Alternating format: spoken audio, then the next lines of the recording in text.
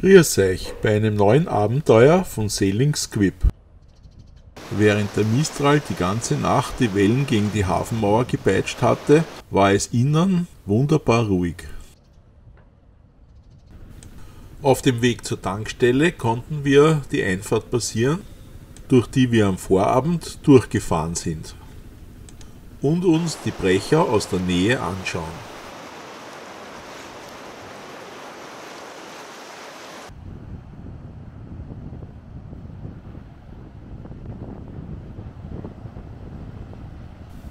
Über Ostia mag sich jeder selber eine Meinung bilden.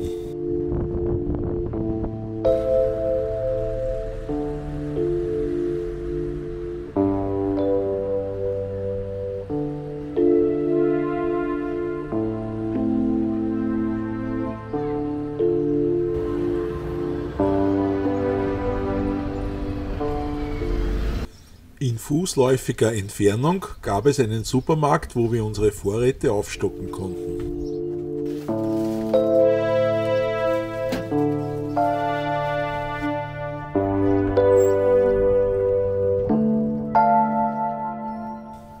Der vordeckige Scirocco hat seine Spuren auf Squib hinterlassen.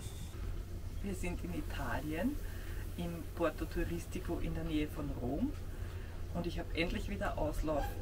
Und auf dem Weg zum Marinegebäude sind wir an zahlreichen Handtaschengeschäften vorbeigekommen. Und was macht die Frau in Italien? Sie kauft sich eine Handtasche.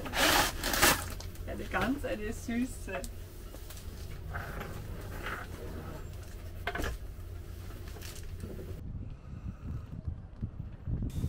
Am übernächsten Morgen hieß es wieder mal zeitig aufbrechen.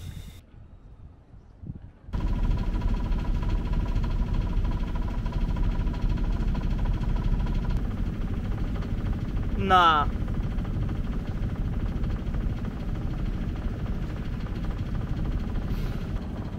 Ich hätte mein Fenster zumachen sollen fahren. Na, jetzt muss ich filmen.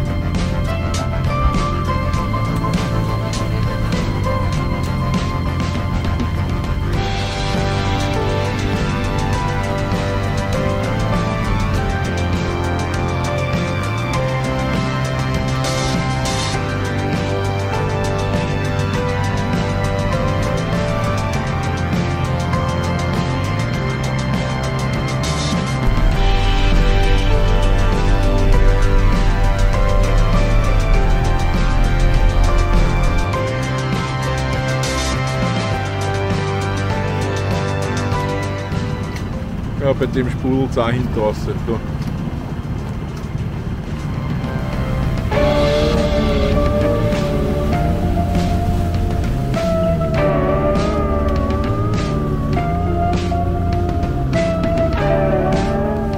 Endlich tauchte die gipfelförmige Insel Gianutri vor uns auf.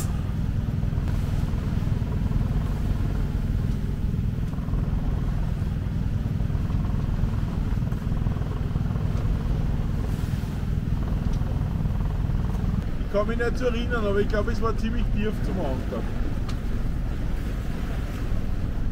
Ich hänge mal in Autopiloten aus, ja? Ja. Gianutri ist die südlichste der toskanischen Inseln. Nein, das ist zu klar. So. Ja. Es gibt nur wenige Einwohner, doch auf der Ostseite hat sie eine große, halbmondförmige Bucht, 12, 14. die allerdings einen Haken hat. Es ist überall bis zum Ufer ziemlich tief. 21. Die besten Ankerplätze waren leider schon alle besetzt. Und so entschlossen wir uns, es in der Südwestecke zu versuchen. Unser Anker fiel auf 18 Meter Tiefe.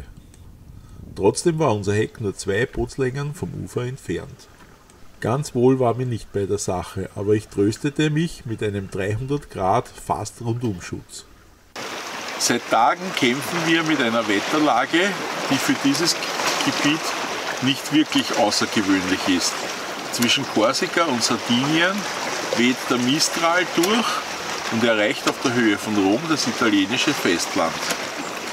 Da der Stiefel Italien von Nordwest nach Südost reicht, sind diese westlichen Winde an der Küste abgelenkt und kommen genau die Küste entlang. Und das war unser Problem die letzten Tage.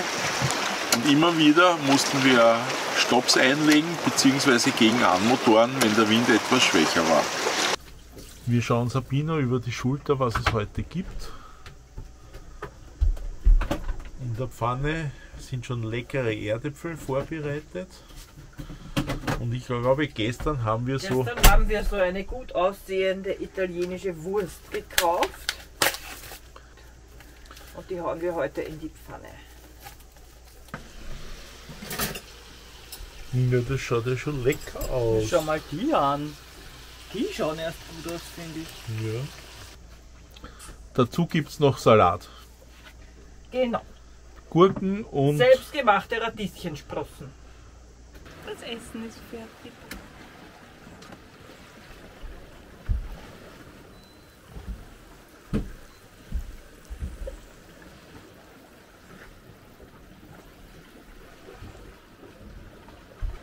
Der letzte Bissen. Letzte Kartoffel.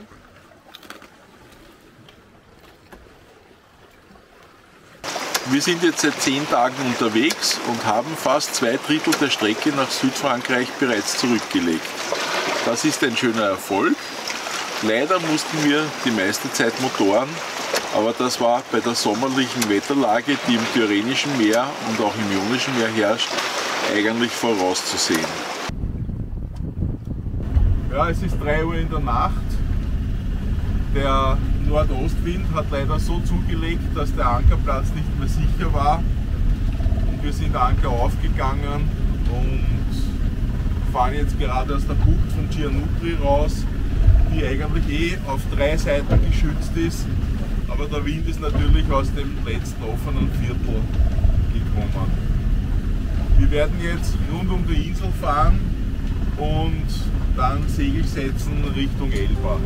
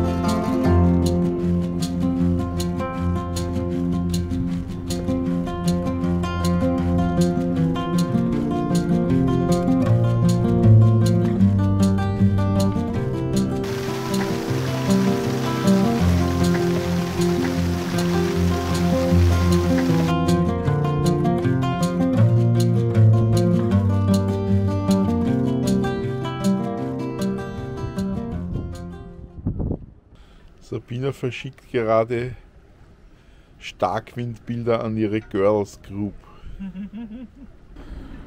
Hallo, schick dich weg.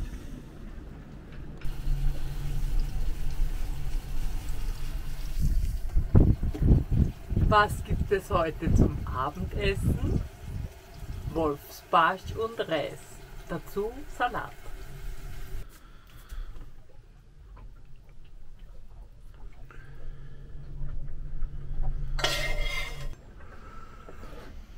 So, so ist es richtig kapiert. Wir bitten zu Tisch. Du kannst dich schon niedersetzen. Mahlzeit. Mahlzeit.